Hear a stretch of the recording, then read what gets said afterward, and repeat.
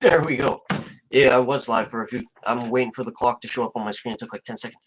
Anyways, so I wish I didn't have videos about this before, so it would kind of be original. But you know what? I only got 15 minutes before I actually have to turn this off, and YouTube won't give me the content anymore. So I kind of got to rush this. And I'm not going to get found by a whole lot of people. That's kind of irrelevant. There's this HSC or HCS rally going on about Halo. And you know what? I don't think anyone's going to ask the right questions. I don't think anyone's going to say the right things. I don't even think people are mentally in the right place. I think there's so much depression and so much hype and so much expectation and so much this and that it's going to be really hard to expect anything. But let's think about it's Halo 3 right now. The last map pack came out, and when they announced that they're coming out with a new Halo game, it's hardly even exciting because you like Halo so much, you don't even feel like you have enough time to play this last map pack. You're thinking, why are they making a new game? Why don't they just make it so it's another bigger map pack with a new campaign and you have a CD for multiplayer that, I don't know, facilitates your capacity to have some new interfacing components, which happen to be sprint and power lock and like new equipment. Why does the game have to change? That's where most people probably were coming from. If you weren't coming from that, I don't know if you're really a Halo fan. Halo Reach was great, though. I switched from Halo 3 to Halo Reach instantly, never regretted it, never went back. The maps were great. And what they did perfectly in that game is when they added sprint, when they added flying, when they added boosting to the side, whether or not they changed your aiming and your movement speed, what they had was maps that were perfectly designed to facilitate it in a way that made you feel like they actually care about you and about the product. They made a product that was worth playing because you felt like you were actually playing the game. You weren't fighting the engine to try and accomplish something that you wanted to feel could be fun. It was fun. And then so Halo 4 was, let's just not really talk about 343. Right? That's what we want to do when we're talking about Halo. We don't want to talk about 343. We want 343 to listen to what they need to do in order to be better. But that's almost irrelevant. So first of all, let's go back to Halo 3. And let's pretend Halo Reach hasn't come out yet. But what we can expect is that the Halo Reach content for spatial management for your movement around the map is perfectly designed to facilitate the interface functions which they're adding to the game. So, as a person, let's put an end to the debate completely and forever. Do you want sprint? You're playing Halo 3 and someone says you get sprint. Are you going, Let's forget that 343 completely botched that project in 4 and 5. And you can say, oh, they didn't botch it in 6. They botched it in 6. They botched it. It feels right, but it's incompatible with the maps. They completely botched it. But let's think. We can presume it's going to work with the maps. Sprint. Do you want that function? Now let's think about sprint a little bit more. Someone says you can toggle sprint. So your movement speed is your movement speed with true fidelity, or you can move a little bit faster, but you lose accuracy fidelity. Someone tells you that's going to be Halo 4. There's no Halo Reach. That's Halo 4. You can toggle your movement speed to move a little bit faster around the map, but you lose a moderate amount of accuracy fidelity. Now, is it going to piss anyone off? You hit up on the D-pad and you move your movement speed? Maybe it's down on the D-pad. Who really cares? Or at the same point, now when you sprint, your accuracy, your acceleration, your movement speed, the duration of your sprint, and the effects it has on your armor regeneration and on your cooldowns and your dexterity are all implicated. And you can switch between one sprint and the other sprint in the middle of a sprint by taking your hand off your cursor, which is hardly useful when you're sprinting, and switch it over so that you can get farther, or you can start fucking regenerating. And on your arc, for the tiers of your acceleration and your max movement speed and the duration, it just switches right over in the middle of it at a ratio. Do you want that? You're playing Halo 3. Someone says you got 2 new sprints. They have different accelerations, different maximum speeds, and you can presume that the environment which you're playing in is actually adapted to your interface and your interface speeds are actually adapted to the environment which they have the capacity to present to you in the 4K or pixel ratio, or geez, your frames per second. I'm trying to think of the video quality anyways.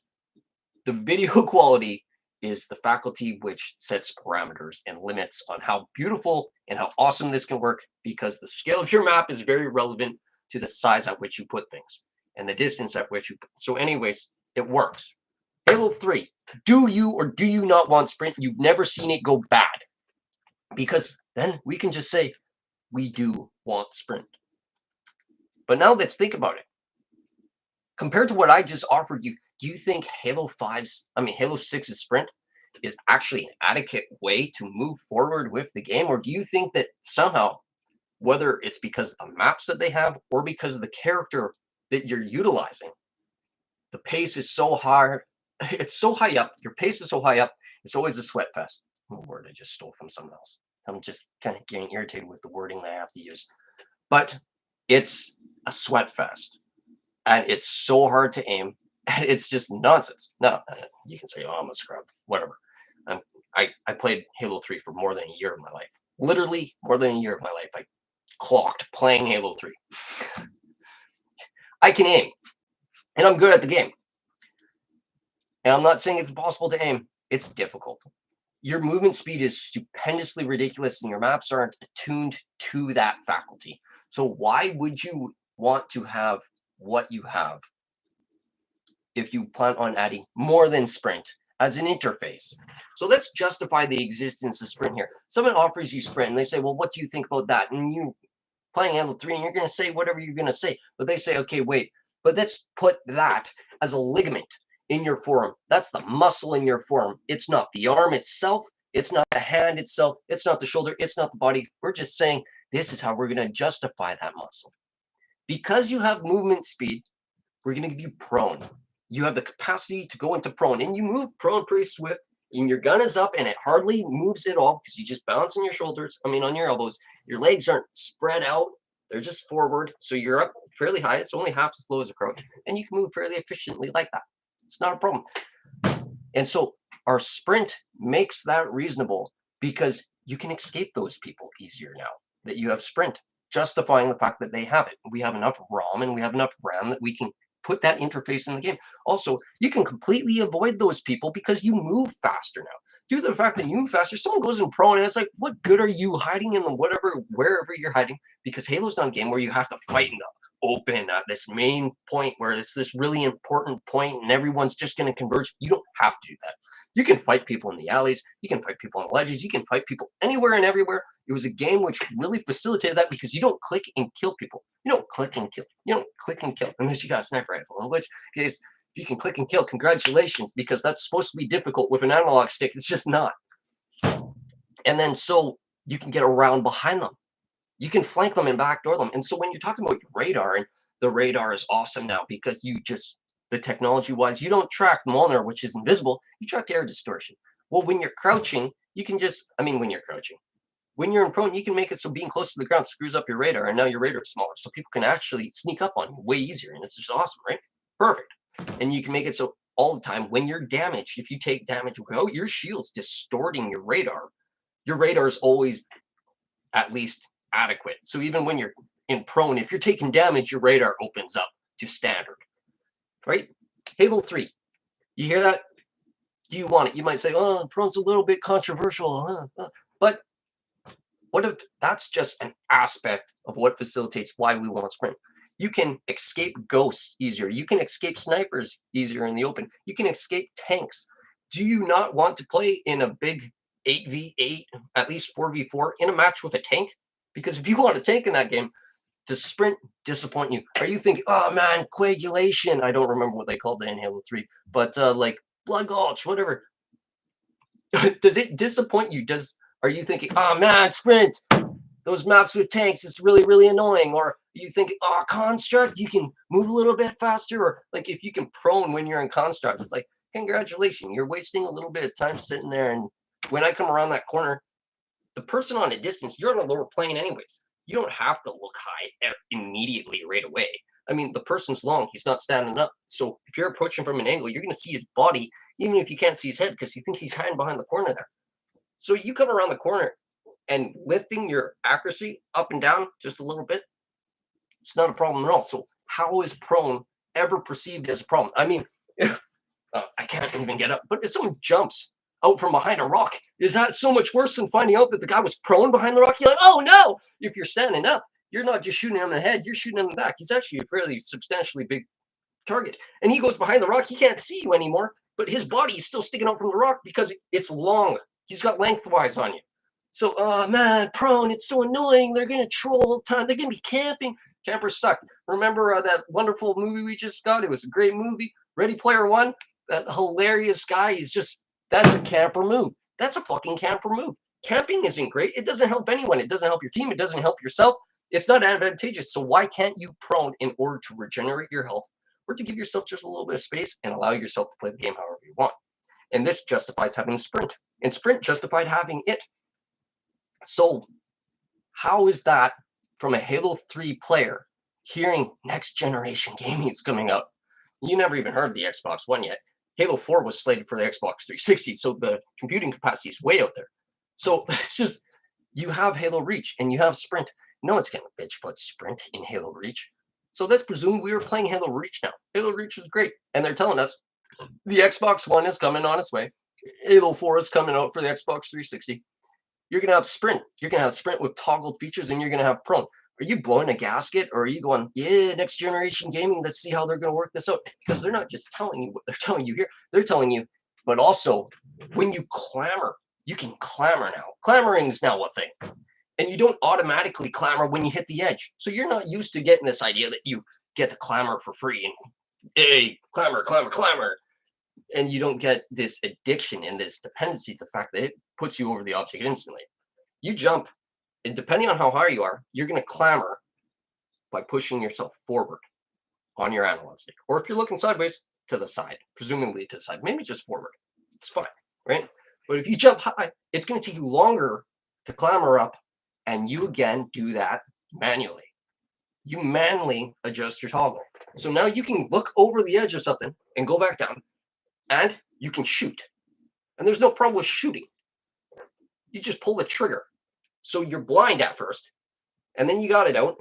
And then so long as it doesn't even have to just disappear right away, you can keep your stick up there. It's your aim cursor. You can make it so you're blind and you just move your aim cursor and then it goes and that activates your gun. So, but now what you got is you can go down and you can shoot all the way around to like 130 degrees. And it blocks, and it doesn't make you jump off the rock right away. I got 2 minutes. I'm running out of time. But it doesn't make you jump off the cliff right away because you're not stupid. You might say, oh, it's going to force you to fall off. No, you can go down if he's out of your sight. You can go up if he's out of your sight, or you can turn all the way back around and switch your gun to your other hand and shoot him with your other hand. And it's not automatically going to do it for you. Have some competency and integrity to do it yourself. But now you got people hanging on things, and they're shooting you from cliffs. And you're sprinting around, and you have prone. Now, is that the most annoying thing ever? Are you going, ah, man, prone? Are you going, hanging on things, but you have to manually do it yourself? Sprint. And what's even worse about sprint is you have to actually toggle whether or not you have the good one or the bad one. And it's like, goodness, just give me a drop kick when I'm sprinting to justify having to sprint. Yeah, and you can kick people by holding your reload and melee people.